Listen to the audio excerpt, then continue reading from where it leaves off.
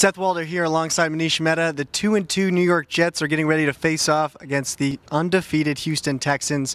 Earlier this week, Manish, the Jets learned they lost receiver Santonio Holmes for the season. How's Mark Sanchez going to fare without his #1 target? Well, it's a devastating blow. Obviously, Sanchez was struggling even with Holmes in the lineup. He's completing a league-low 49% of his passes. Now he's going to have to do what he hasn't done to this point in his career, which is elevate the play of guys around him. He's got an unproven group with Chaz Schilens and Stephen Hill, if he plays, along with Jeremy Curley and Clyde Gates, who they just picked off the street a few weeks back. So it's going to be a daunting challenge, but I think that he is definitely going to have to raise the level of play of these receivers around him if the Jets have any chance to make any kind of headway in the passing game moving forward. Nobody wants to see Darrell and Tone and Dustin and Stephen Hill out, but at the same time, Kyle Wilson's not shying away from the opportunity. I know Chaz Schilens and Jeremy Curley and Clyde Gates, all those guys, they're not shying away. They're not backing down from any kind of challenge. So it's a good test for all of us, and myself included.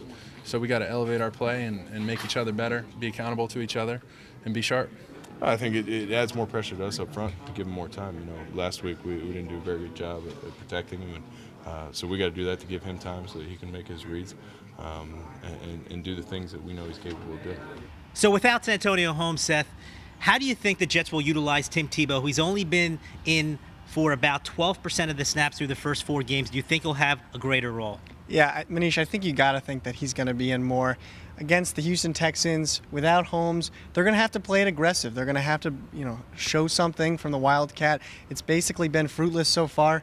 Tim Tebow's going to have to be a part of this offense if they have a hope of winning this game. Going forward, I'm not sure that he's going to be the starting quarterback. I don't see that happening unless the Jets really have to do that.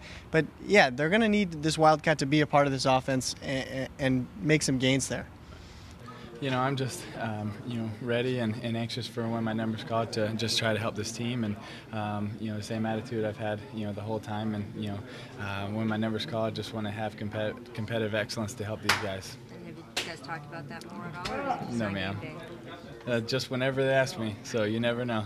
Manish, everyone's talking about how tough a game this is going to be against the Texans. How do you think it's going to work out? Well, the Jets are a mess right now. I don't think that's a secret, and they're going up against the wrong team at the wrong time. Now, I don't think there's necessarily a good time to face the Houston Texans, but this team, the Jets are reeling, and they're facing a team that's loaded on offense and defense.